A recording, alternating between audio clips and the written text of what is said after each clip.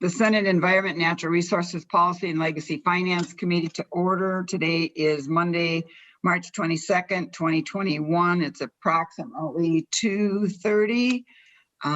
Let the record reflect we have a quorum. We all in order. Our first presentation today is the Clean Water Council. Mr. Gardner, I see that you're on there. Welcome to the committee and proceed when you're ready.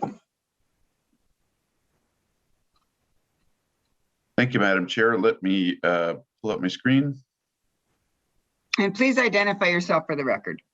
Sorry. Good afternoon, Madam Chair. I am Paul Gardner, Administrator for the Clean Water Council. Mr. Frank Jewell, our chair, had to skip out because of the delay from the floor session. He sends his regrets, but asked me to go ahead. Thank you. Madam Chair, since the committee already received a detailed presentation earlier in the session, the Clean Water Council would like to present a very short presentation of just a couple of minutes to hit some highlights, and then agency staff are available to answer any questions. And I believe Ms. Guthrie is there to talk about the governor's supplemental. That works for you, Madam Chair? Yes, sir. You can proceed. Okay. Oh, I got to hit the right button. We'll get this straight sometime. Okay. The Clean Water Council produced its biennial recommendations for the Clean Water Fund on December 1, after an almost year-long public and transparent process guided by the Council's strategic plan. The budget target was $220 million. However, the new forecast shows the Clean Water Fund has an additional $36 million. The governor's supplemental budget request includes some restoration of cuts made by the council due to the lower original budget target. At the request of the council, these requests are programs already reviewed and vetted by the council rather than requests for programs that the council has not seen. And as mentioned, Ms. Guthrie will have some information about the governor's supplemental. Let's see. Rather than give you a line-by-line summary of each program, I'll just mention that the council's strategic plan was the guidepost for all proposals. There are about 40 strategies in the plan, and you can see a few easily recognizable outputs and outcomes listed here for both Greater Minnesota and the Twin Cities Metro. The plan lays out realistic expectations for the public for what can get accomplished by 2034. The handouts for today include the strategic plan and a copy of the council's recommendation, which you can take a look at your leisure. I have two summary pie charts. The first shows how the council and the governor's recommendations are broken down by agency. You can see that the Board of Water and Soil Resources is the largest recipient, and much of that funding goes out the door in grants, technical assistance, and easements. And forgive the acronyms.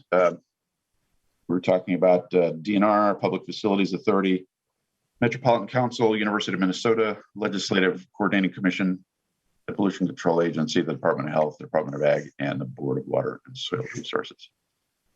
The second chart shows a spending breakdown by function, and this follows what we call the water management framework.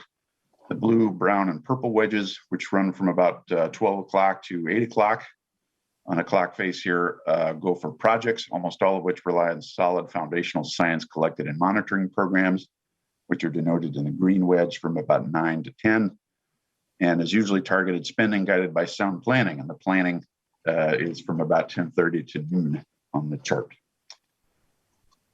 Finally, just a few key points that are not apparent from the bill language and that respond to legislative questions we've received during the past 2 years. The majority of Clean Water Fund spending goes direct to non-state entities like soil and water conservation districts, watershed districts, cities, counties, and landowners. The state has documented that each dollar in Clean Water Fund spending leverages just under $1 in private, local, state, and federal dollars. It isn't obvious from the list of programs listed here, but 20% of all Clean Water Fund spending contributes to protecting drinking water sources well in excess of the 5% requirement in the state constitution. In addition, more than half of state employees who are supported by the Clean Water Fund work outside St. Paul, meaning they are more likely to directly support local governments and landowners. And thank you, Madam Chair, members, agency staff, and I are happy to answer any questions. Thank you, Mr. Gardner. I do believe that Ms. Gautier wanted to make some comments.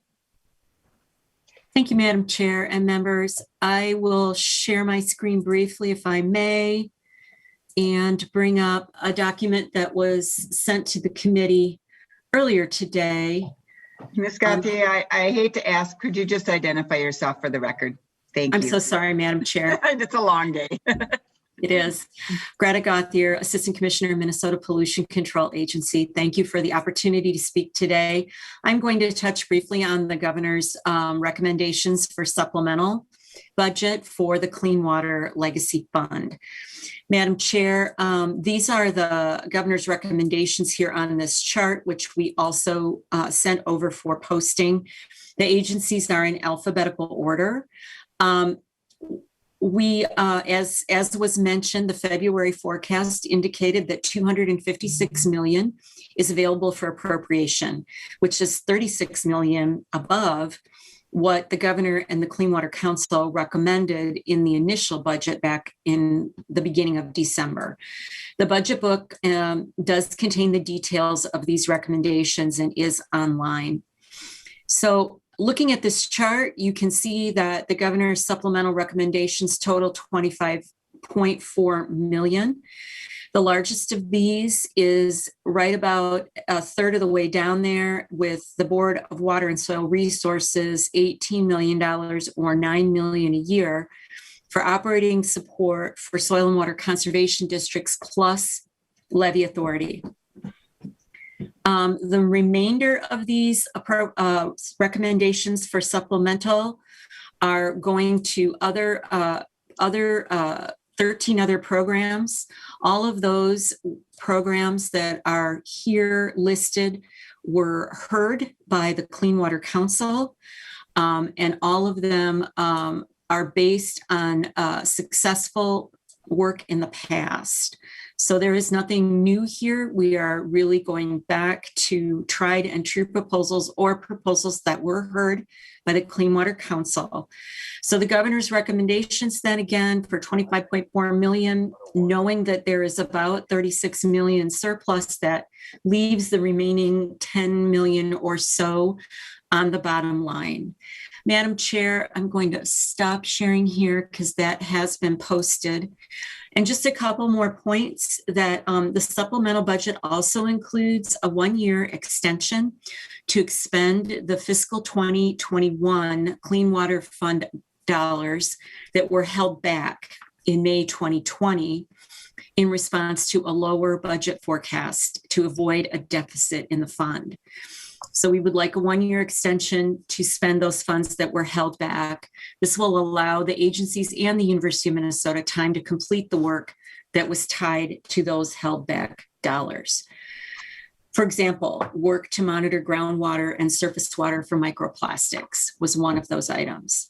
Madam Chair, that concludes my explanation of the governor's supplemental. We have experts from each agency here who can speak to any questions, and thank you again for the opportunity to testify. Thank you. Senator Senjum, your hand is raised.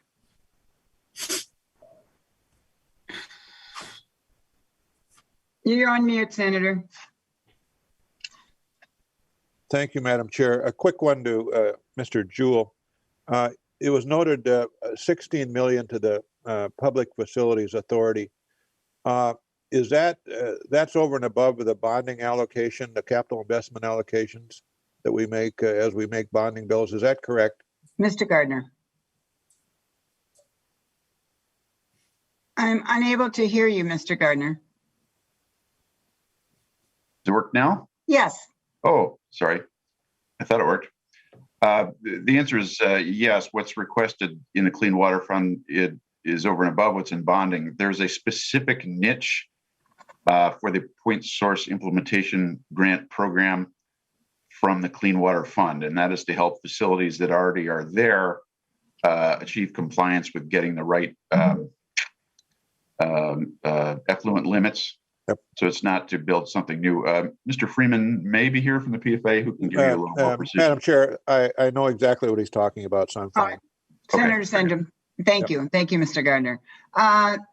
Senator Weber, you have your hands raised. Thank you, Madam Chair. Question for Mr. Gardner. Is there a provision in this report that mandates a water testing for private wells at the time of sale? Mr. Gardner. Madam Chair and Senator Weber, we do have a policy committee that made a recommendation for that, but it is not in any bill. That's not up to us. That's just the suggestion. So in our recommendation report that's in one of those handouts, you will see a couple of pages about policy recommendations. And one of those 3 is for the time of sale water testing notification, but it is not in, as far as I know, not going to appear in any bill, certainly not at our initiation. Senator Weber. Well, I do believe that there is some concern about that, quite frankly, and Madam Chair, members, I have a problem with that as well. I think those of us that are involved in the real estate business recognize that in many instances, these type of reports are required by lenders. And for the government to mandate something, the basic effect, main effect that's going to create is that it'll raise the cost of everything, because that's what government mandates do. And so, you know, Madam Chair, I have been working on language for to amend the Clean Water Report, Council report, or if you just want to hear my suggestions, we can proceed along those lines. Senator Weber, maybe we can take that discussion offline. I know it's a very big concern. We know that tying anything to real estate transactions is very ineffective. And so we can work on offline on that language and then bring it forward when you bring the bill forward to the committee. Very good. Thank you, Madam Chair. Thank you, Senator Weber, and thank you for bringing it up. Thank you, Thank you, Mr. Gardner. it was just a thank you, and the council would be happy to receive any feedback. Thank you. Thank you. With that, I see no more hands raised. I really appreciate Mr. Gardner and Mr. Gauthier coming forward with the Clean Water Council today. With that, we will go on to our bills. Is Senator Eichhorn on? He thought he might be a little late. With that, Senator Rosen, I do see you're here. Welcome to the committee. Good to see you. You have Senate File 678. Please identify yourself for the record and proceed when you're ready. Thank you so much, Madam Chair. I'm Senator Julie Rosen, honored to serve District 23, and really good to be before this committee with the Hoffman Apiary in Beansville in Waseca County. It's Senate File 678. And the Hoffman Apiary stopped producing honey in 1985. But up until then, it was a 4th generation and the largest bee business in Upper Midwest. It started in 1907 with, I hope I say his name right, Emil Hoffman. And by 1930, he had 1,000 colonies and produced over 200,000 pounds of honey. Its preservation comes at a time when the nation's honeybees are dying off at an alarming rate. In 2016, the first bee operation in the nation to be listed on the National Register. Senator Rosen, we're having a very difficult time hearing you. Oh, okay, closer. Thank you, Madam Chair. There, that's better. Is it? Okay. I think the most important thing is in 2016, the Hoffman Apiary became the first bee operation in the nation to be listed on the National Register of Historic Places, based on the significance of the apiary and the farm's pristine condition. And the State Review Board recommended by a 13-0 vote that the property be listed on the National Register. So they are desperately in need of some money from the Arts and Cultural Heritage Fund to the Minnesota Historical Society for our grant to Waseca Historical Society to complete the phase 2. We've already got phase 1 done. Phase 2 of the restoration on the honey house and the wax shed.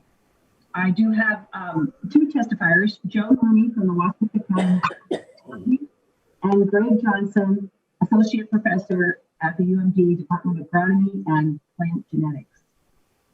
So if it's okay, Madam Chair, can we turn to Ms. Mooney from the Washington? And that's fine. Just understand with two testifiers, if they could be succinct to the point, I'd appreciate it. With that, Ms. Mooney. Welcome Hello? to the committee. Hello? Welcome to the committee, and please identify yourself for the record, and you can proceed when you're ready. My name is Joan Mooney. I'm Executive Director of the Waseca County Historical Society and Project Director for Hoffman Apiary Restoration Project. Senator Rosen just gave us a very brief but impactful history of our project.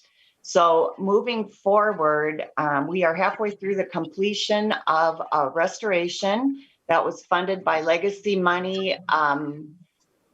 Small grants were needed to hire the historians to write the nomination for the National Register, which we did accomplish in 2019. And we moved into the construction phase in the last 2 years, but the legacy funding is no longer as accessible as it used to be. And so we are coming directly to you to ask for the second phase funding so we can move forward with educational programming and other events that we have already tackled in our interpretive plan. Thank you. Senator Rosen, I don't have the name of your second testifier. So could you please introduce them for me? Absolutely. Thank you, Madam Chair. My apologies. It's Greg Johnson, and he's an associate professor at the University of Minnesota Department of Agronomy and Plant Genetics. I'm an old agronomist, so he's going to be singing my tune here. Well, Mr. Johnson, please identify yourself for the record and proceed when you're ready. Madam Chair and members, I'm Greg Johnson, and I'm actually serving as a member of the Board of Directors for the Waseca County Historical Society today. And I think it's to follow up on Joan said, the important part here is that we get the infrastructure in place and we get that built so that we can move ahead with this very solid educational programming that facilitates a better understanding, not only with our conventional K-12 education, but also reaches out to area growers and talks about how ag can be multifunctional, how we can contribute in a broader sense to multiple values on that agricultural landscape and having those conversations moving forward. This apiary presents us with an opportunity to do just that. And I think it's a huge upside moving forward. So, thank you. Thank you. And thank you, Senator Rosen. Very interesting. I don't think we've had one like this before. So thank you for testifying with that. Senate File 678 will be laid over for possible inclusion. I left you a little message. Thank you very much. I picked up some stuff that I didn't have room for on Saturday. And I asked Ricky and Tim. Whoever's talking, can you please mute? I believe it's you, Mr. Rowley. With that, Senator Senjum, were you going to present Senate File 601? Yes, I am, Madam Chair. Thank you. Please go ahead when you're ready. Madam Chair, Senate File 601 is a Senator Coleman bill that I'm doing for her today.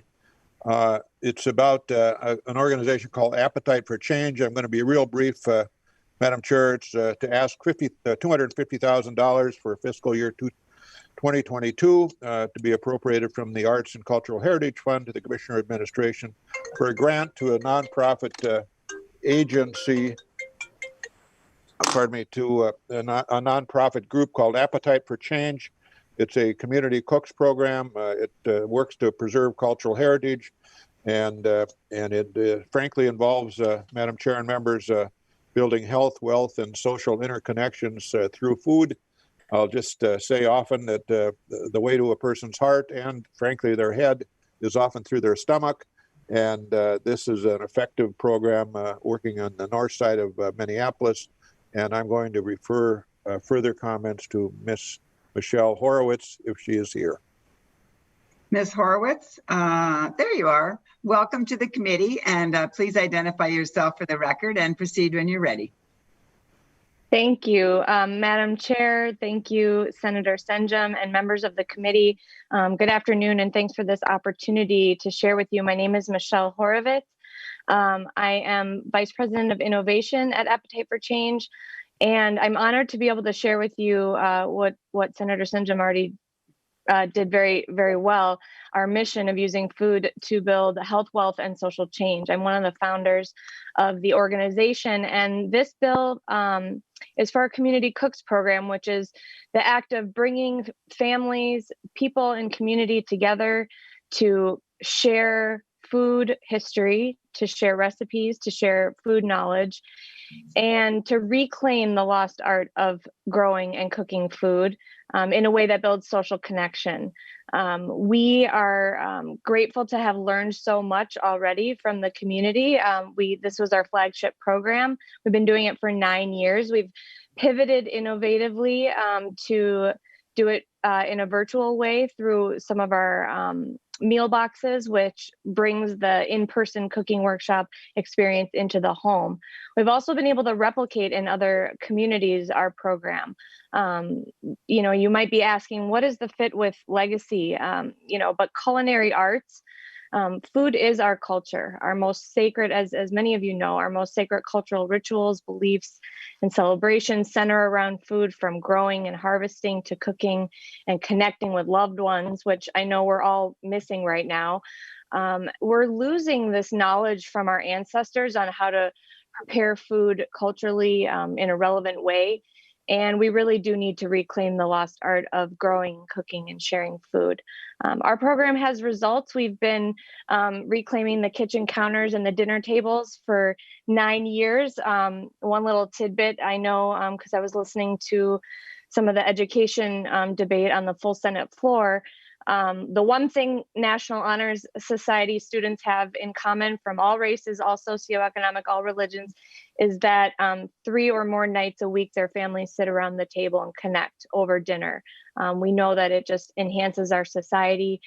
We've seen attitude and behavior changes in our program, and connecting people, and specifically youth, around where our food comes from. They are the torchlighters for the next generation in engaging young people, passing along that knowledge to the next generation. And ironically, we also are kind of building that urban-rural connection. So our program provides jobs, and we do these, culinary workshops and bringing people together around food traditions. But we are connected through where our food comes from. Our meal boxes and our workshops source from the farms that we grow our food on in our gardens, and also from our local farmers in Greater Minnesota. And I really think food is that thing that connects us. We've created a replicable model and are excited to bring this program to other communities.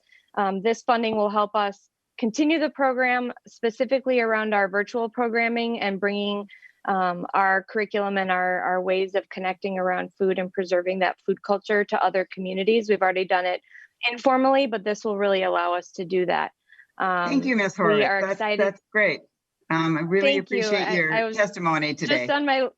Thank you. I was just on my last sentence and I timed myself. I was so proud. Thank you so much. Senator Senjum, thank you for presenting this bill today. We really appreciate your assist.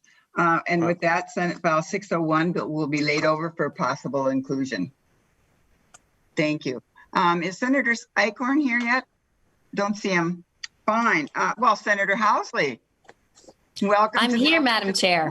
Welcome to the committee, and we look forward to hearing your bill. And please identify yourself for the record. Senate File 1420, Senator Housley. Thank you, Madam Chair. I'm Senator Housley, and I have before you Senate File 1420. It's a simple bill. We'll be quick. The state has granted money to the Disabled Veterans Rest Camp in my district. We call it the Big Marine Rest Camp. And this year we're back again. It's always been used for really, really good projects. The Vets Camp is such a source of peace and family fun. And the constant improvements have made it even better. We're asking for $128,000 in fiscal year 2022 from your fund. And before you, I have, I think he's here, Mr. Ken Martin from the Rest Camp to describe. He'll take 2.5 minutes, Madam Chair, to get you hopefully back on track. Well, and I see those wonderful veterans in my screen there, and I thank you for your service. And please identify yourself for the record and proceed when you're ready. Welcome.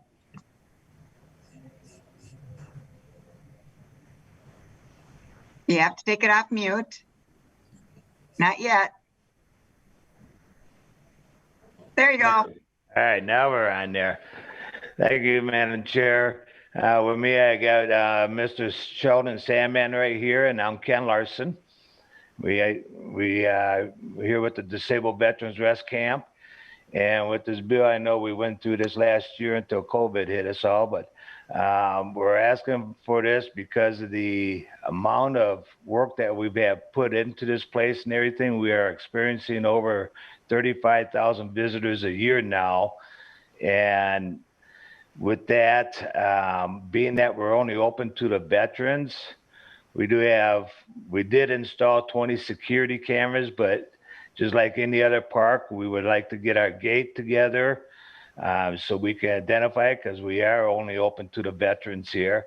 So it's more of a security reasons up here now, and controlled access for our veterans here. If they're not sponsored by a veteran, then they can't come in unless they are sponsored by a veteran right here.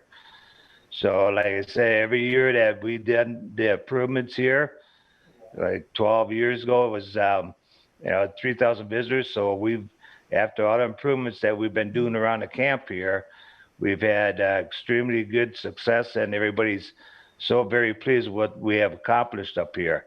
So with that, we need a privacy wall again behind some of our trailers right here, which is our main entrance.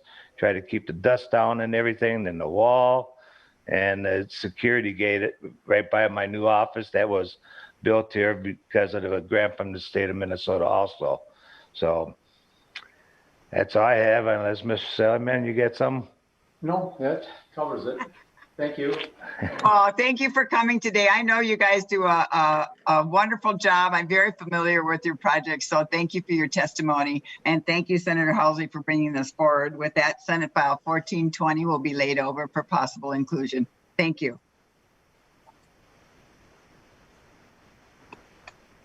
Who do I see on my screen? Well, Senator Westrom is not here. Senator Weber, are you here? Yes, I am, Madam Chair. Would you like to present? Are you ready? Yes, thank you. Okay, Senator Weber, Senate File 1832. Thank you, Madam Chair. Senate File 1832 provides appropriations to the Department of Education to help with the funding for our rural our library system and a regional library system, which really is one of the main purveyors of arts and cultural events to rural Minnesota. And then also there is also in there a grant to Commissioner of Ed to the entity designated by the Library of Congress as the Minnesota Center for Books, which features Minnesota authors. But today, the main focus here is the regional library system. And I have here today Beth Burns and Aaron Smith, who would like to visit with you about that. Thank you, Senator Weber. Ms. Burns, would you like to go first? Please identify yourself for the record and proceed when you're ready. Welcome. Yes, thank you, Senator Weber and Chairwoman Rood. My name is Beth Burns. I am the president of the Friends of the St. Paul Public Library. Today, I am here to share information with you about a very small but actually critically important part of this bill, funding for the Minnesota Center for the Book. We are essentially your state's local chapter of the Library of Congress, and this is a designation that our organization has held since 2012.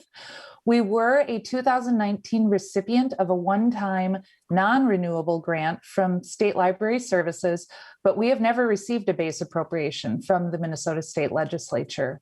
What we do is we produce numerous year-round programs that bring all Minnesotans together to celebrate reading, writing, storytelling, and the remarkable voices of our state's acclaimed authors. And as I was thinking about today, I realized that the best way to tell you our story is to highlight just one program.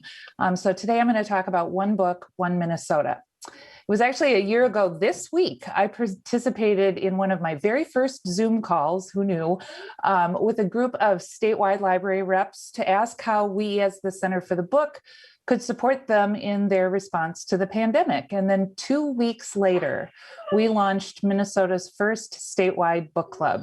Today, we are now in the middle of our 4th edition of this program, which features free downloadable ebooks and audiobooks by Minnesota writers, along with author talks, reading guides, local community programs, and a whole lot more.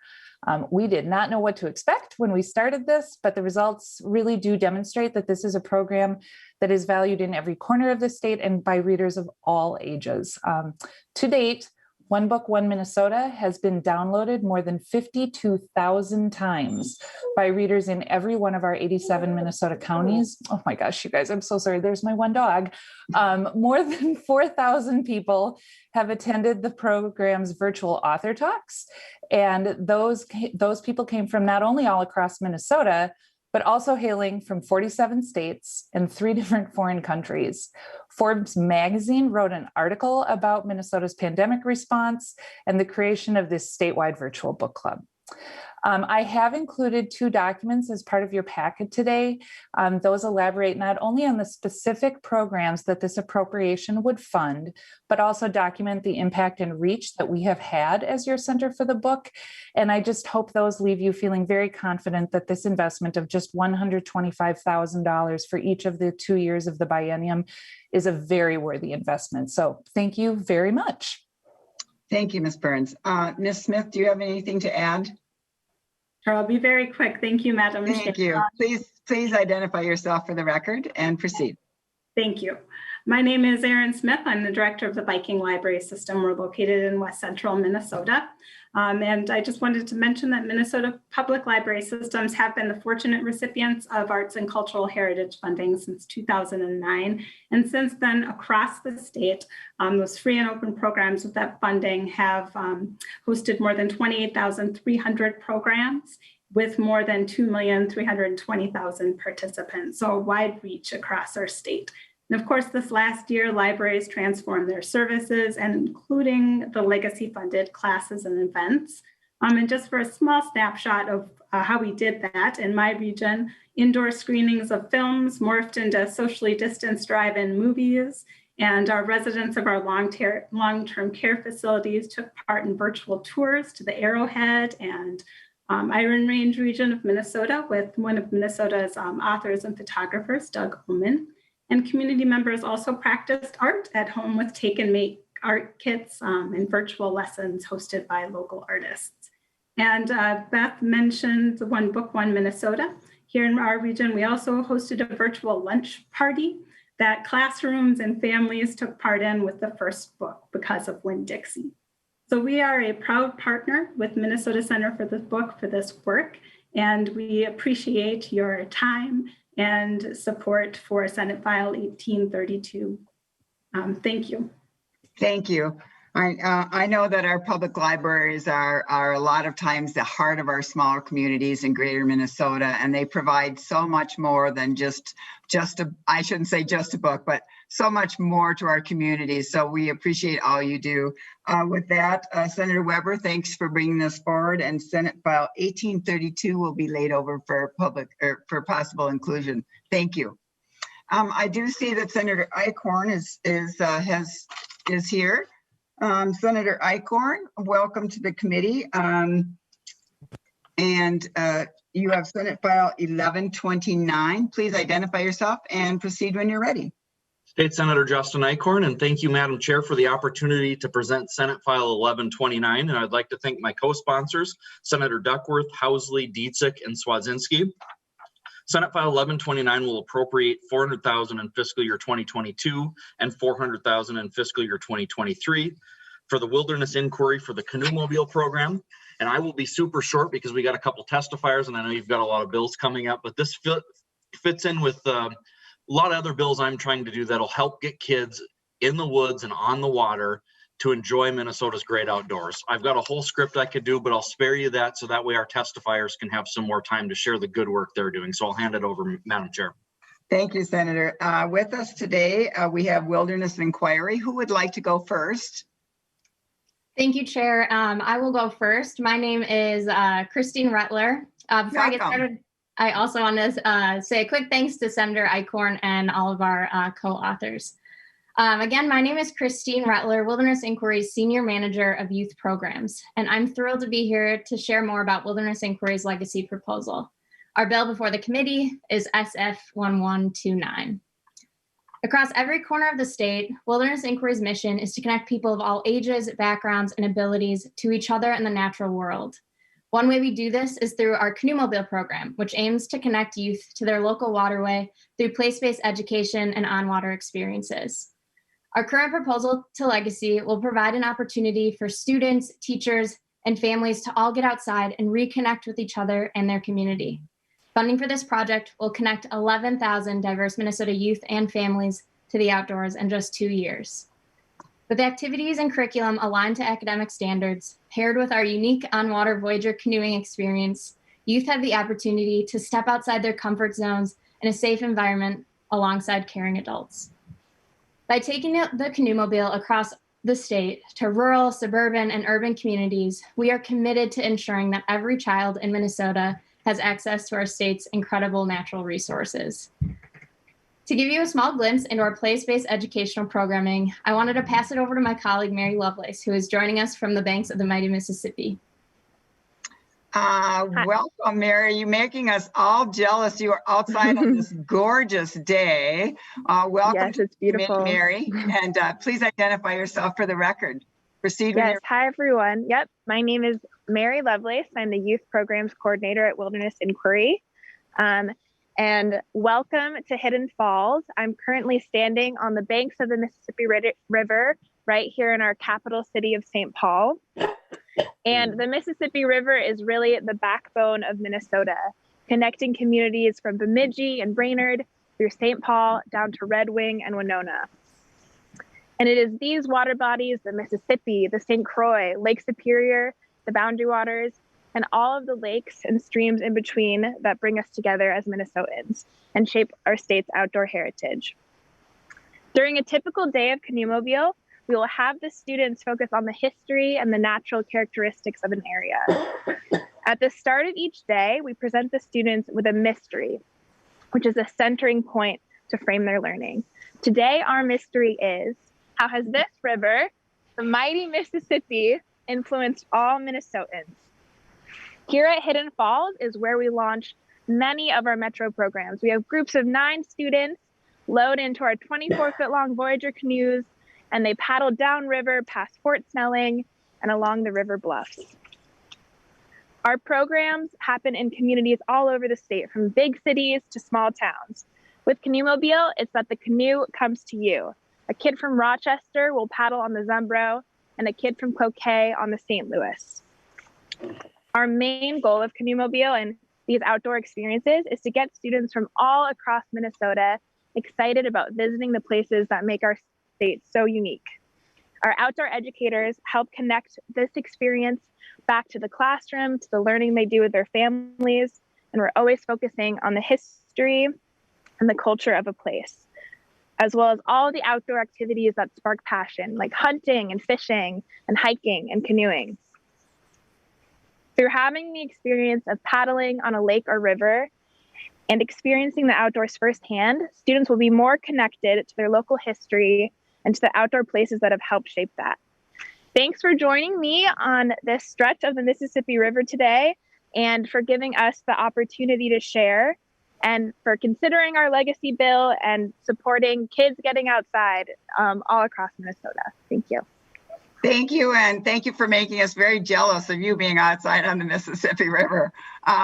You know, Matt and I had a wonderful experience in the wilderness canoe on the Mississippi River, and I think we had Bill Birtle in our canoe that day. So thank you. With that, Senator Eichhorn, Senate File 1129 will be laid over for possible inclusion. Thank you. Thank you, Madam Chair. I appreciate it. Let's see. Well, I see that Senator Bingham has been waiting. Senator Bingham, welcome to the committee. Please identify yourself and proceed when you're ready. I don't think you were a member of the committee, Senator Ingebrigtsen's committee before. So welcome to the Environment Committee.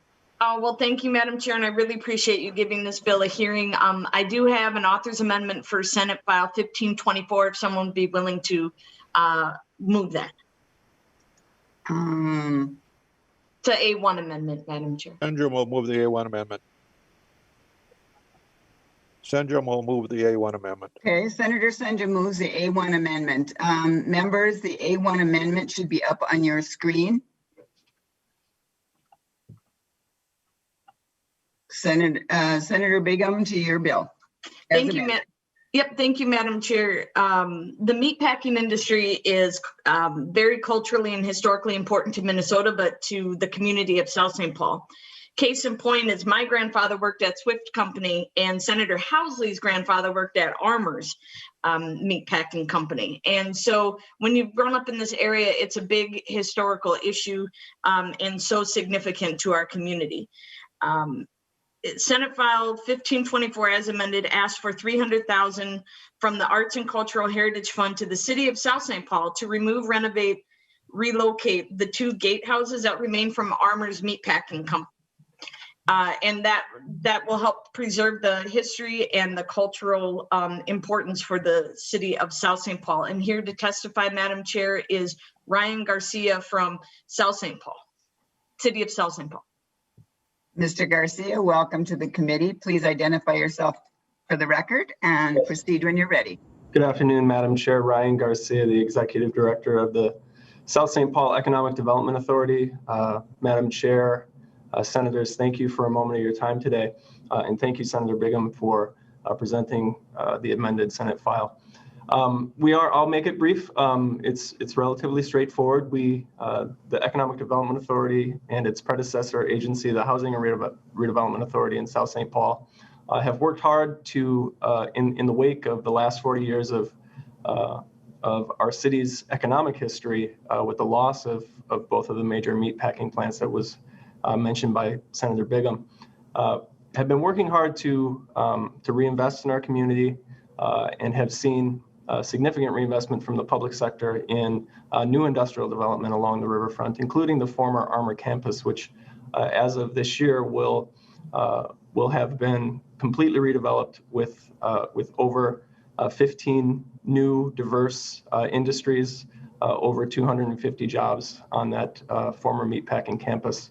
The last lot that remains in our business park is a roughly 4-acre parcel that is, for lack of a better word, encumbered by the historic gatehouse structures. When these were preserved in the late 1980s, when the Armour plant came down, the city was still going through a process of visioning for what the riverfront might be someday. There was some talk that it might be a significant public open space along the river. And so the gatehouses were preserved in an effort to hopefully provide some historic linkage to the industrial history.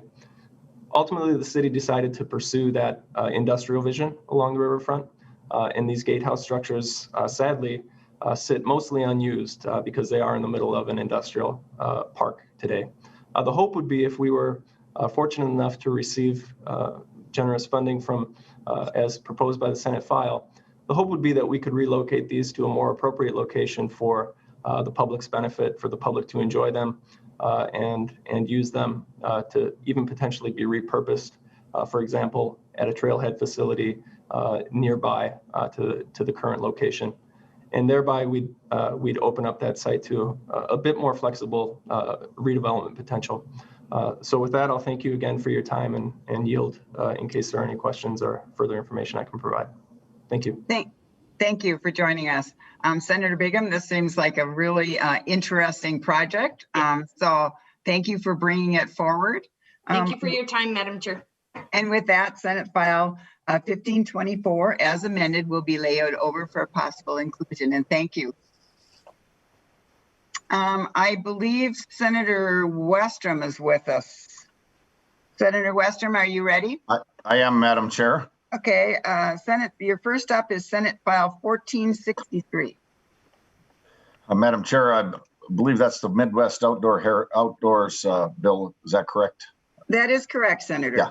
So, Madam Chair, I've got a testifier, Ron Welly, who will tell you more about what this organization does. It's a nonprofit, targets those with disabilities and also veterans to get them an opportunity to go out and hunt as well as enjoy the great outdoors with their organization, guiding those hunters with disabilities to areas that otherwise they would not be able to get on their own or have access to, or the equipment to get them to the place, blind or a place in nature that allows them to have the great enjoyment that they once enjoyed, but now need some help in doing it. And so, well, Senator Westrom, I have Mr. Welly up on my screen. Very good. I'll turn it over to him and let him tell you a little bit more about the $50,000 appropriation they're asking for, $25,000 a year. Thank you, Mr. Welly. Welcome to the committee. Please identify yourself for the record and proceed when you're ready. And please unmute yourself, Mr. Welly. There you go. Okay. Welcome. And I have to apologize before. I think I did have it muted. I don't know who it was, but I found out if I just take the blame, it's a lot easier. So that all discussions ended. But anyhow, yes, thank you, Chair. My name is Ron Welly. I am the founder of Midwest Outdoors Unlimited. I started in 2008-9, not believing how much need there was for disabled people to enjoy the outdoors just like we just take for granted. It has created so many new things for people, not only, physically, I know Mr. Westrom, but no, it is amazing the mental part for not just the person involved, but the families, the friends. And when the disabled person is happy, it's amazing how many more people are happy as well. So it's just been a tremendous program that got started. Like I said earlier, I never knew that would skyrocket like it does. But we are a 501c3 nonprofit, if anybody wants to know that. And it's kind of funny, Senator Housley, before with the disabled veteran issue they had, I hear what she said. We've got tremendous amount of disabled veterans. We do both, disabled veterans and non-veterans. We just had a little girl, 14 years old, on her very first deer hunt last fall. Now she won't make a turkey hunt because they're going to break all her bones in her legs and try to get them straight. So it's one of those, little girl had spina bifida, and it was her very first hunt, and it just brought her whole family up, her self-esteem and everything. So very worthwhile. That was last fall. But it just, yeah, it's growing and growing. And what you guys have given us in the past, I know it's been 50,000 the last times. And I think that's, by listening to others, that isn't real much compared to others.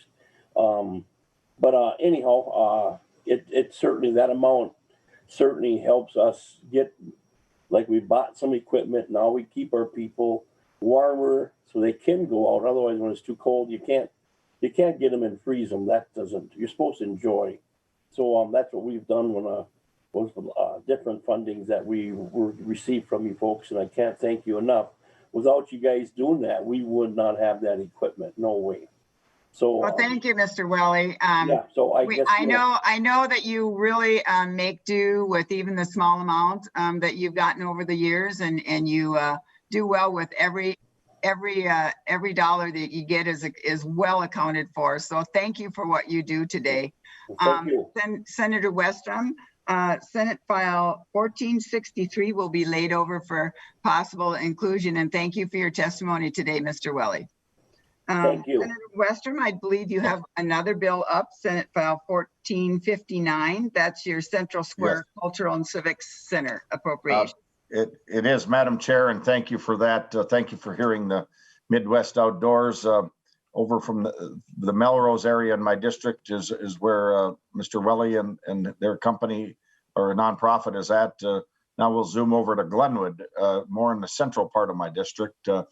Central Square is the bill in front of you, Madam Chair and committee members. And I've got a testifier that'll go into the background a little bit more on the Central Square, but it is a cultural and arts and heritage building. Came out of the old school in Glenwood when they merged and built a high school out just outside of town.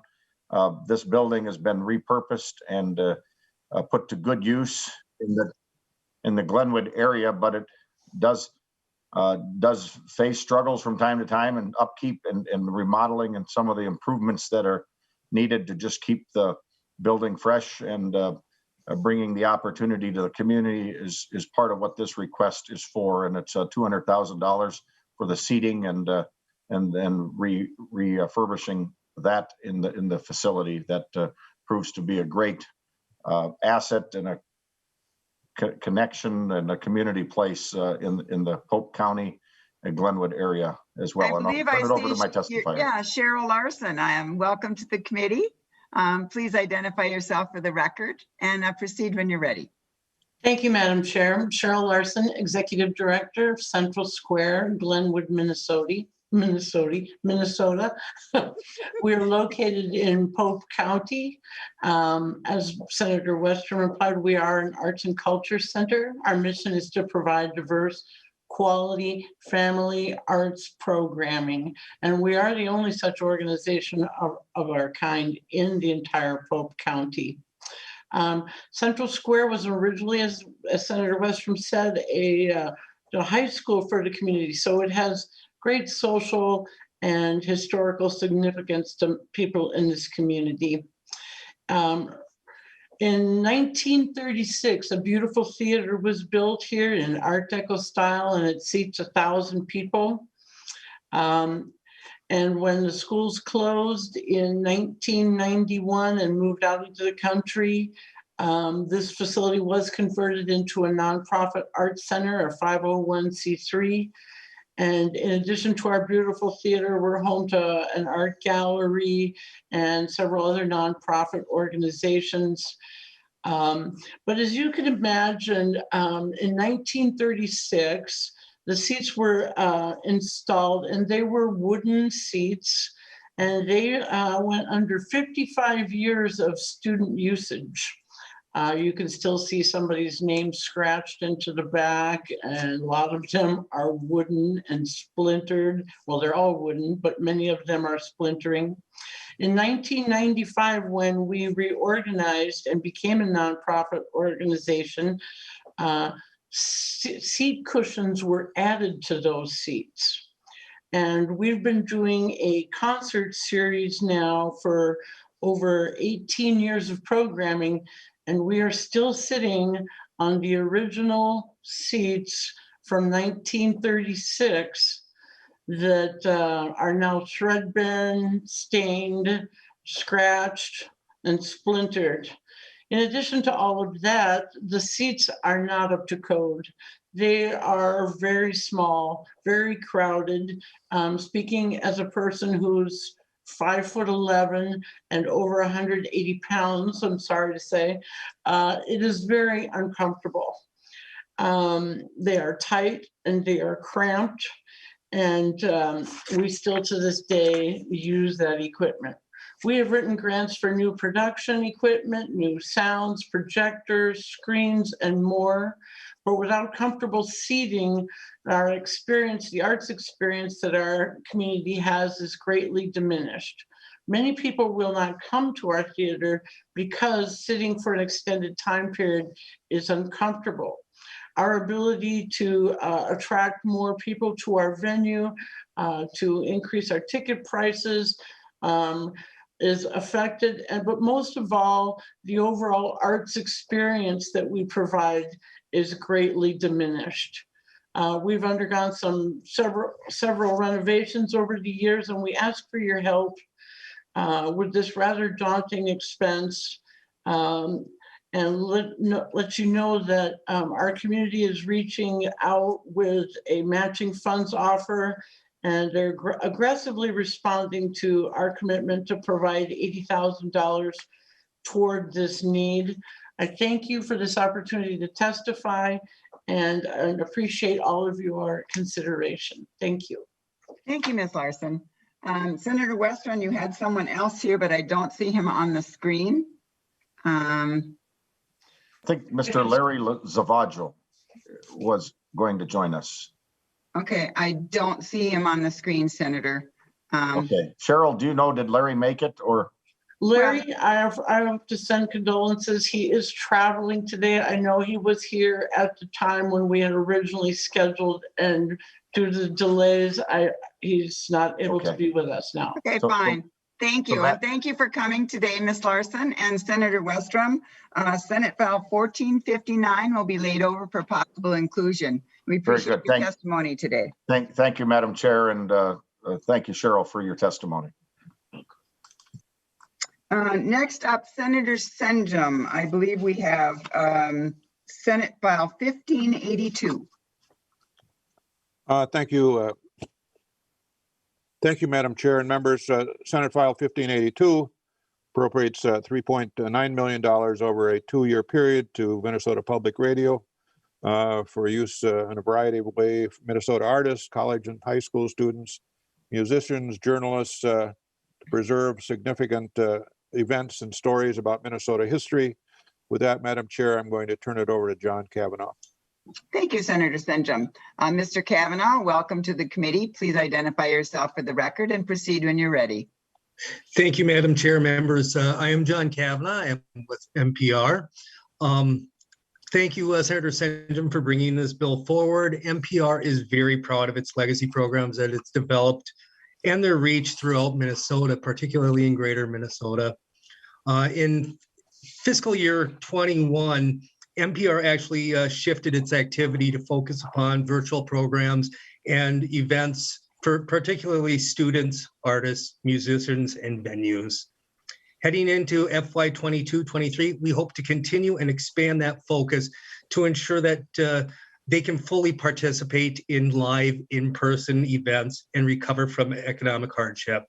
We have met with most of the members of the committee and greatly appreciate you giving us the time to discuss in more detail our programs that are provided through legacy funding. Again, I greatly respect the time and the committee's agenda, and I will stand for questions. Thank you, Mr. Kavanaugh. I believe we've had presentations before, but members, if you would like to look, this is quite a large appropriation. So I'm sure that if you have any questions, Mr. Kavanaugh would be happy to answer them for you. Senator Senjum, thank you for bringing this forward. With that, Senate File 1582 will be laid over for possible inclusion. Senator Senjum, I believe you have another bill, Senate File 1222. I do, Madam Chair. Thank you very much. Senate File 1222, and I'll start with a little bit of story on this one. So a good long time ago, as a little boy in Hayfield, Minnesota, we would get our can of shoestring potatoes, and we would get a little thermos jug of Kool-Aid, and we would go to Casson, Minnesota, being from Hayfield, 15 miles, and go to the Casson swimming pool. And in front of the Casson swimming pool, there was this beautiful, majestic wall with pillars on it, limestone. We didn't know in those days what the workers' public work, the WPA was, or we didn't know about the Depression, but we just knew it was a beautiful wall, and the people in Casson must be really rich to have built that. Little did I know that 70 years later, I would be before this committee asking for money for its restoration. And Madam Chair, this is the best bargain you're going to get, $30,000. I believe the community has raised about 20. It's a good project. It's really an important part of our whole area. We cherish that wall. It is so beautiful. It's deteriorated now. The ice, the snow, the water, and things like that do take its toll over the years. But if there were ever an arts project and a heritage project that go hand in hand in a simple sort of way, this will be one. Madam Chair, I've got a couple of witnesses here, Mr. Ibesh, the city administrator, and I think I have another one too. Yes, Nicholas. Thank you, Senator Sendrum. I love your story in that I did the same thing. We took our bicycles and we put our Kool-Aid in a jar and we went to Victory Memorial Drive, which has the same type of beautiful wall, and it was restored just not too long ago. So that's a great story. Thank you. Did you get shoestring potatoes? Little cans of shoestring? You probably didn't. No, I think it was peanut butter and jelly and Kool-Aid. Right. Okay. With that, we have Timothy Idish from the city of Casson. Welcome, and please identify yourself for the record. Thank you, Madam Chair, Senator Senjum, honored members. I'm Timothy Ibish with the city of Casson, and just talking a little bit about our project today. And Senator Senjum did a great job of describing it. It's an 83-year-old wall, 1938 Works Progress Administration production, and it's something that obviously is deteriorated. The project is to restore and preserve this wall. It was built during that Depression era as part of a municipal pool and bathhouse. These wall and pillars serve as reminders of the hardships endured by residents in the region and their dedication to bettering the community. We believe this enhances and preserves the historical fabric of our area. Our community is growing very quickly. We don't want to lose that heritage. And as additionally, the park does still have a number of users. The pool is not the authentic pool anymore. It was redone several years ago, but we have over 33,000 users in 2019 to the Aquatic Center, and we're hoping to restore this wall so that they can all share in its historic value. With that, I have another colleague who's here, Nicholas. Thank you. And I see Nicholas down there. Welcome to the committee, and I'm not going to try to pronounce your name, but I would love to hear how you do. So welcome to the committee, and please identify yourself for the tape. Hi there, I'm Nicholas Willett. Willett. I don't have too much to add. I think Tim really summed it up well.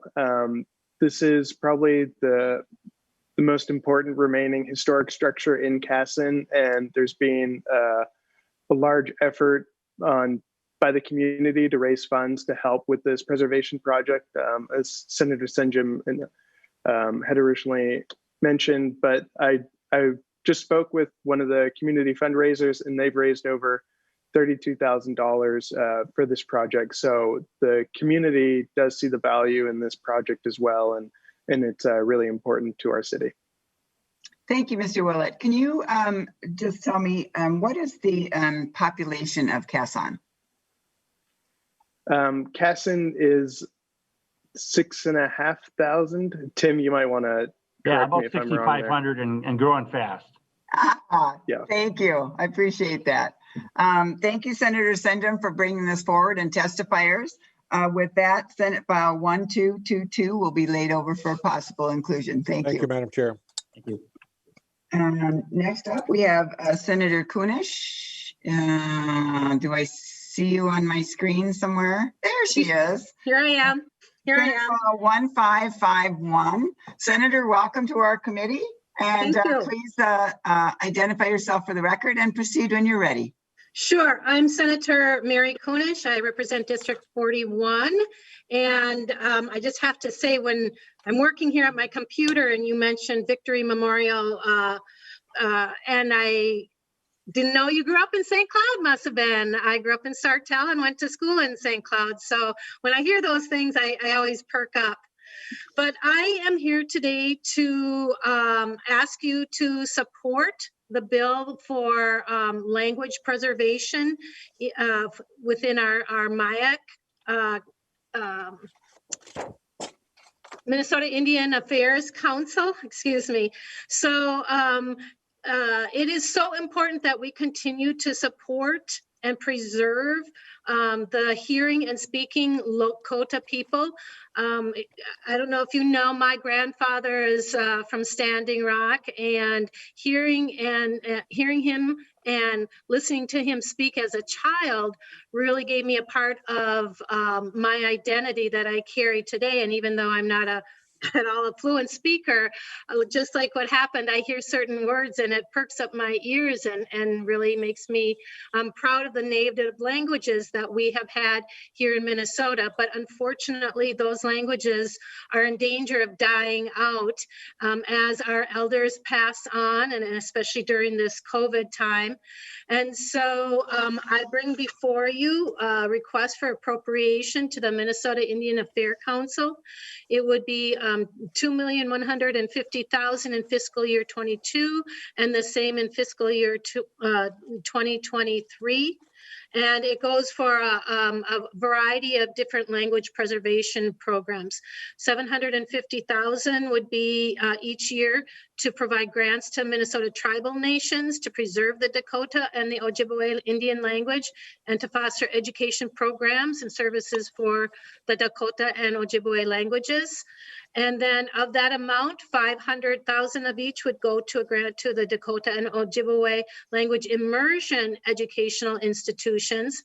And then within that, $750 each year is to provide grants to preserve the Dakota and Ojibwe Indian language through the support of projects and services to support education programs and the immersion efforts in our Dakota language.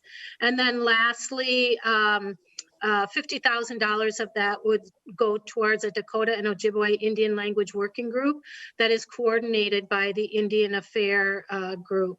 And the very last thing is $100,000 each year for the Indian Affairs Council to carry out the responsibilities under Minnesota statutes, section 307.08, and that is to comply with the public law 101-601, the Native American Graves Protection and Repatriation Act.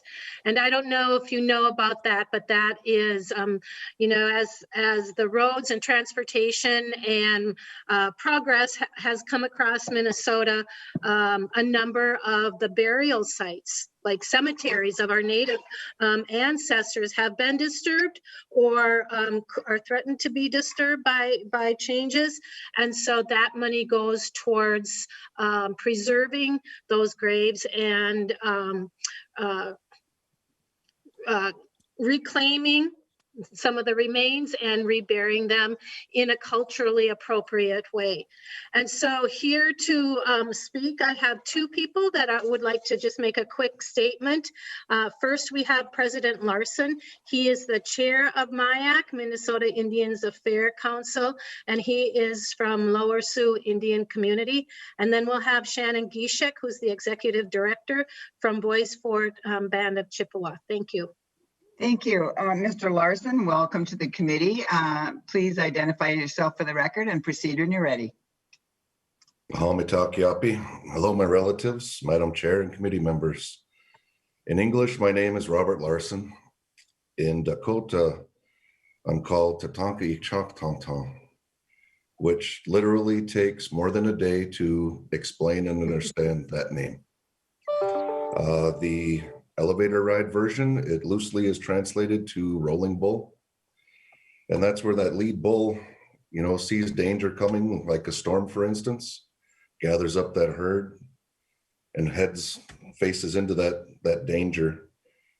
And when the danger passes and sees that the herd is okay, is wallowing and kicking up dirt in celebration and gratitude that the herd is okay. And that's where my name comes from. Itancha Chanshayapi B'Dewa Kantuan Dakota Oyate Minnesota Indian Affairs Council Damakota Wahinkpe Tioshpe De Mie.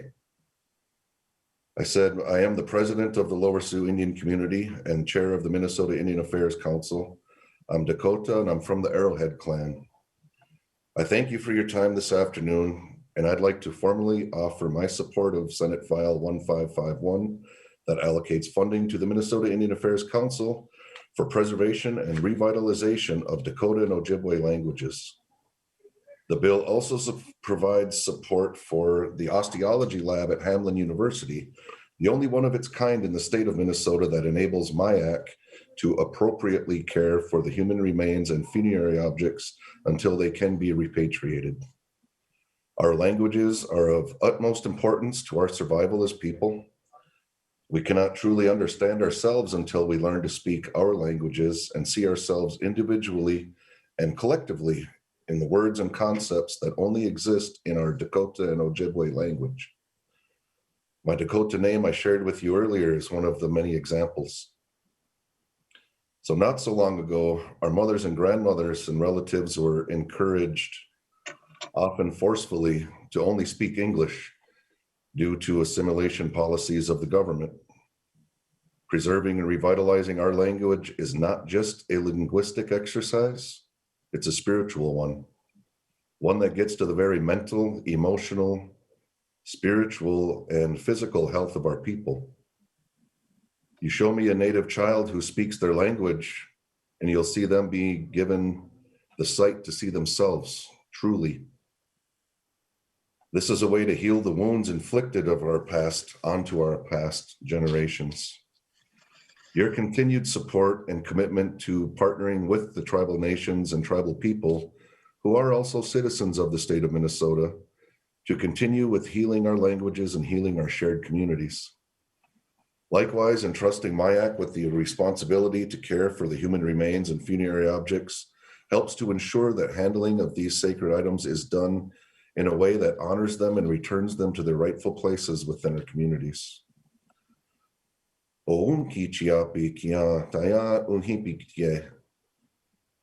That means when we all work together, then we will live well. So Pidamia, I say thank you for your time, Madam Chair and members, and ask that you fully support Senate File 1551. Thank you. Thank you. And Ms. Skishik, I'm just going to give you 1 minute because that went really rather long, and I don't mean to cut you short, but we do have 3 other bills that we have left to go. So welcome to the committee, and please identify yourself for the tape. You're on mute, Shannon.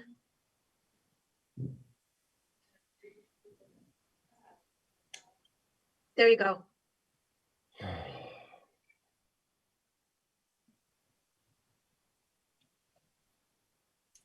Thank you, Madam Chair and members. My name is Shannon Gijek. I'm a Bois Forte band member, as Senator Kunesh just mentioned, and I'm the Executive Director of the Minnesota Indian Affairs Council. The Minnesota Indian Affairs Council has received language funding support from the legislature since 2010. We want to thank you for your sponsorship. MIAC has been able to award numerous grants to institutions and organizations throughout the state with the sole purpose of revitalizing our languages. We also are asking support for the language working group. And lastly, there's a provision to help support the MIAC Cultural Resource Unit oversight of the osteology lab at Hamline University. Like President Larson stated, it's the only osteology lab of its kind, and it houses Native human remains and associated funerary objects until repatriation can be done. MIAC has initiated better communications and looks forward to building even stronger relationships with the tribal historic preservation officers to streamline repatriation efforts.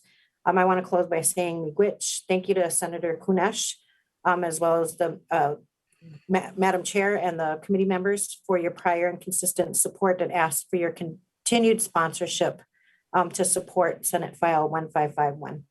Thank you, Ms. Gishek. I really appreciate your testimony today. With that, Senator Kunesh, Senate File 1551 will be laid over for possible inclusion. Thank you and welcome to the committee. Thank you all so much. Senator Newton, I've been seeing your face there waiting patiently this afternoon, so welcome to the committee. Good afternoon, Madam Chair. It's very interesting to hear all of the proposals. I'm Senator Jerry Newton. I represent the Coon Rapids, Blaine, Spring Lake Park area. And today I'm bringing forward Senate File 1929, which is an agency bill asking for $500,000 to commemorate the 20th anniversary of the September 11th terror attacks. And today to present the bill, I have Minnesota Department of Veterans Affairs Commissioner Larry Herke. Thank you. Mr. Herke, there you are. Welcome to the committee. I miss seeing you on Veterans Committee. Good afternoon, Madam Chair and committee members. Thank you. Larry Herke, Commissioner of the Minnesota Department of Veterans Affairs. I'm here today on behalf of the 40,000 veterans that have served in the last 20 years during the Global War on Terrorism. At this point, we think it's time to remember and to reflect on their contributions that they've made during those last 20 years. Many of these individuals have served their entire time in the military, going through multiple deployments, especially in the National Guard and the U.S. Reserve. As the forces now draw down and we come on the 20th anniversary, we think this is appropriate time to step back and to remember all that has been done by our military. I have an advisory task force that works with me. There's 12 members, and they're very varied in their backgrounds, to include Gold Star mothers, veterans, and also legislative members that are part of that task force. And they're advising me as it relates to the best way to go about this. We believe that the remembrance should have three parts. One is an education component, where we're making sure that Minnesotans have an idea of those contributions of our military members that have served previously. We're looking at an exhibition display that would be go from location to location, at least 4 to 5 locations throughout Minnesota. It would be free to the public, and it would just take firsthand accounts and the maps and interpretive items and so forth, and help the public to understand what happened and also to reconnect veterans. The second part is a historic portion. The state of Minnesota has historically always had a published history as it related to the conflicts, major conflicts, this one being the longest in U.S. history, also deserves the same treatment. We've actually partnered here with both the education, the traveling exhibit, and also the published history with the Minnesota Military and Veterans Museum up near Camp Ripley on both of these items. And we will continue to go through that going forward. The last part is a commemoration event, probably on the September 11th itself, 2021. And here we would like to invite those 40,000 veterans, their families, and members of the public to the Capitol grounds to remember not only those who have served, but also those who died in support of the initiatives over the last 20 years to ensure our freedom as individuals. That right now is envisioned on Saturday, September 11th, 2021 on the Capitol grounds. And I believe this is an appropriate time to do that. I would ask for the committee members and also you, Madam Chair, that we take appropriate action to remember the contributions of those individuals who have served. And with that, I just ask your support of Senate File 1929. Thank you. Thank you, Commissioner Herke. Senator Newton, I don't think there's probably anyone on this committee that can believe that it's been 20 years and that we're at a 20-year anniversary. So that's pretty amazing. So Senator Newton, I really appreciate you bringing this forward and reminding us that it's been that long. Although all of us remember where we were on that day. So with that, Senator Newton, Senate File 1929 will be laid over for possible inclusion, and I thank you for coming today. Thank you, Madam Chair. Senator Pappas. Do I see Senator Pappas? I'm here. Yes. Yeah. Yes. Gosh. Thank you so much, Madam Chair. It's delightful to be in front of your committee. I'm here with Senate File 2093 with the Minnesota Science Museum request. Believe it or not, the Science Museum was founded in 1907. Its current building actually has been on Kellogg Boulevard in downtown St. Paul since 1999, and that building was built with generous help from the University of Minnesota through the bonding process. In a normal year, the Science Museum impacts over 1 million people from around the world through trips to the museum, school visits, traveling exhibits, and the Omni Theater films. I have with me today the President and CEO of the Science Museum, Allison Brown. Allison, welcome to the committee. It's good to see you again. Please identify yourself for the record and proceed when you're ready. Good afternoon. Thank you, Madam Chair, members of the committee. My name is Allison Rumpel Brown, and it's a pleasure to be here today. I'm the President and CEO of the Science Museum of Minnesota. And it's my honor to lead this wonderful 114-year-old institution, which serves as an asset to all Minnesotans all around the state. I'm also joined by John Severson, who's the Director of Government Relations for the Science Museum. And to make the most of our very limited time together, I want to open with simply acknowledging the difficulties and financial challenges the museum has faced over the past year. Like many peer organizations, we had to manage our resources carefully and make very difficult decisions regarding organizational priorities, which adversely impacted roughly half of our 500 pre-pandemic employees. And even after significant expense reductions and other costs, we project an operating loss of at least $15 million over the 2-year period starting last March through March of 2022 due to the pandemic's direct and indirect impact. And despite these challenges, the Science Museum stayed focused on serving the community in many powerful ways, pivoting as many have to deliver digital learning programs and experiences for Minnesota parents, teachers, and students, much of which was made possible during our fiscal year 20 legacy appropriation. So thank you for that. Through all this, we remain committed to our mission, vision, and values, and to serve the people of Minnesota for whom we exist to serve, supporting our kindergarten through 12 STEM education through Minnesota is a core commitment, ongoing focus of the museum, and one annually supported through this appropriation. In December, the museum adopted the goal of creating free access to virtual museum programs for every elementary student in our state. We reached this goal by developing a suite of experiences ranging from a virtual Omni Film Fest to self-guided explorations, all available at no cost to teachers and schools throughout the state. And we developed delivery of this program, and it's made possible to support legacy funding. I'd like to turn this over to John to very briefly share short details on our request for the coming biennium. Thank you, Ms. Brown. Thank you for joining us today. Thank you. Mr. Severson, welcome to the committee. Please identify yourself for the record. Thank you, Madam Chair, members. My name is John Severson, and I serve as the Director of Government Relations for the Science Museum of Minnesota. And I will share briefly that legacy funds have traditionally driven 3 outcomes in our work: the development and delivery of world-class educational programs across all 87 counties of our great state, the conservation, preservation, and exhibition of cultural heritage assets held within our collection, which today number more than 2 million. And most importantly, providing equitable access to all of these amazing resources to all Minnesotans. Our request for the coming biennium remains consistent with these outcomes and seeks to build on past support and successes. The bulk of our request continues our work within the statewide school and community initiative. With this, we will seek to serve the post-pandemic needs of schools, communities, and families in all 87 counties. We will continue to deliver Minnesota standards-aligned field trips, outreach programs, and teacher professional development, either virtually or in person when we are able. And concurrently, we will implement a research-driven evaluation to inform the planning, development, and delivery of our next generation of STEM programs. This will engage educators as well as community organizations in collaborative dialogue to define our shared goals, the result of which will be innovative, relevant, and accessible programs for all Minnesotans. In addition, funding will support intensive professional development institutes led by our Ideal Center, which supports teachers and administrators in identifying and dismantling systemic barriers to educational equity.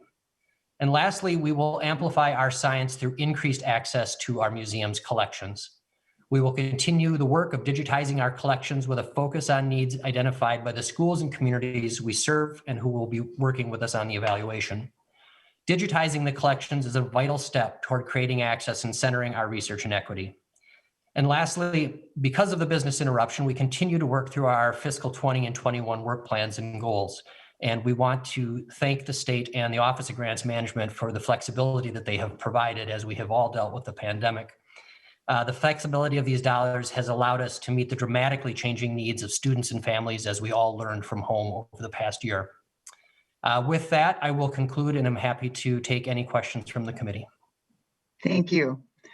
Senator Pappas, I think we are all looking forward to the day that everybody can be running through the Science Museum and running through the dinosaurs, and it's just such a valuable asset to the state of Minnesota. So I thank you for bringing this bill forward. And some of the members may remember when we used to do legislative trips to the Science Museum. We want to do that again. Absolutely. Thank you, Senator Pappas. With that, Senate File 2093 will be laid over for possible inclusion. And last but not least, Senator Marty, thank you for hanging out with us today. I know it's been a long day, and thank you members for staying with us all day. Senator Marty, welcome to the committee. You have Senate File 2013. Thank you, Madam Chair. And listening to some of the other ones makes me proud to be a Minnesotan and realize how wonderful things are here. Senate File 2013 is an appropriation for legacy funds to the Como Zoo and Conservatory. And I'm a resident of Roseville, represent Roseville and surrounding communities, not a resident of St. Paul. But I want to say that St. Paul is giving us a gift with Como Zoo. They provide almost half, 45% of the funding for the zoo. And the zoo is used by a lot of people like me who don't live in the St. Paul area. The city of St. Paul provides only 16% of the visitors to the zoo. That's individuals. It's not neighborhood people who go through there on a regular basis. The total number of people, only 16% are coming in from St. Paul. And 47%, almost half, are coming from elsewhere in the metro area, people like me and people like many of the committee members. 15% are from out of Minnesota, and 22% are from greater Minnesota. This is the second largest tourist attraction in Minnesota in terms of numbers, behind only the Mall of America. And I think it's a gem, and it's free to people. They do ask for donations, and most people do contribute when they come in. But I want to turn it over to Michelle Furr, who's the executive director of the zoo, because I think it's a great gift to the state, and I'm so proud of the place. And thank you. Thank you, Senator. Ms. Furr, welcome to the committee. Please identify yourself and proceed when you're ready. Good afternoon. My name is Michelle Furr. I am the director at Como Park Zoo and Conservatory. So thank you for having me today.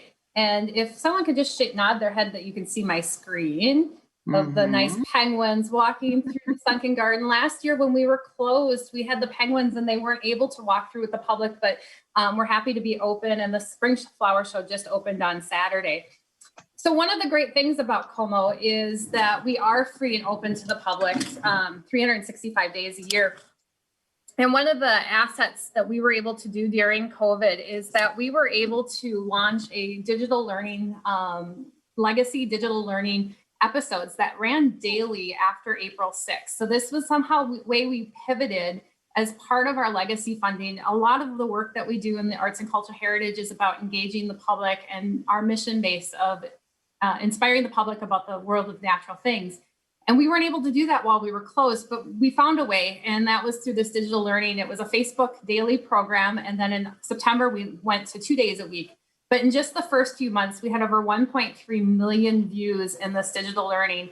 And you can just see a few of the comments from the public that are still, this is a way that they can engage with the outside world while COVID is happening and being safe. So thank you for allowing us to pivot some of those public engagement dollars. Our request is for the arts and cultural heritage is for a 1.5 million per year appropriation so that we can increase our program capacity as well as maximize the impact that we have around the state of Minnesota. Some of the ways that we have done this over the past biennium is through our inclusivity and access for all. Being free and in the heart of the state does mean that we get loved to death, but by creating events and programming for certain audiences has been a way that we can engage and be inclusive.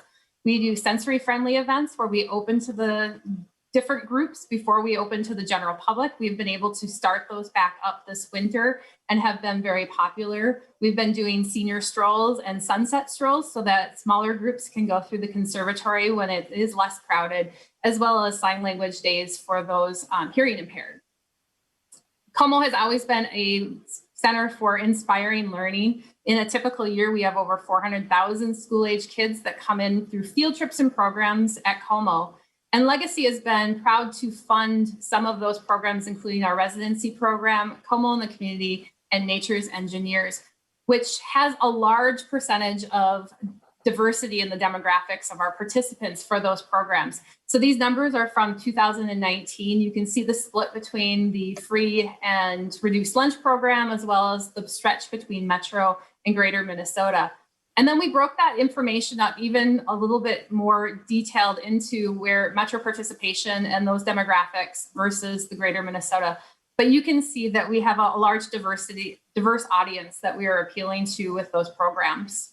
But additional Legacy funded programs in our suite of offerings has been music series, those public engagement programs like Little Explorers and Como in the Community, our asset preservation and interpretive graphics, and some of our special exhibits like the Pollinator Garden, which also went virtual. When we were putting that together and planting this spring, we didn't know if we would have an audience and be open to the public. So we created a 15-week segment on pollinators that still live on our website that people can go back to and develop their own backyard pollinator-friendly gardens. So I want to thank you for, I know you have a lot of time, limited time today, but thank you for your past support, and Senator Marty, and I'll open up for any questions folks might have. Thank you, Ms. Spears, and thank you, Senator Marty. You know, 5 generations of my family have enjoyed the Como Zoo. You know, I started going when I was just a small child, and I've gone all the way to having a great-grandchild come to the zoo. And so it's a wonderful, wonderful asset for the state of Minnesota. But the one thing I really do miss is Zoo Day at the Capitol, because you have brought wonderful animals for everyone to enjoy. So I'm hoping that we can get back to that. Madam Chair, if we would have had more time, I would have brought them to your meeting today. And Madam Chair, and I do hope, because they are beginning to open up in limited ways and so on, and I do hope that committee members will get a chance to visit the zoo just for fun, if no other reason, this summer. Well, and I was really excited to hear that the Spring Flower Show opened up. So that's an amazing thing too. So thank you, Senator Marty, for bringing this forward, and thank you to our testifier. And so with that, Senate File 2013 will be laid over for possible inclusion. And members, I know it's been a very long day, but thank you for all your attendance and for listening to these. I think this is so fun to listen to the variety of wonderful projects we have in the state of Minnesota. So with members, with that, seeing no more business before us, we are adjourned. Thank you.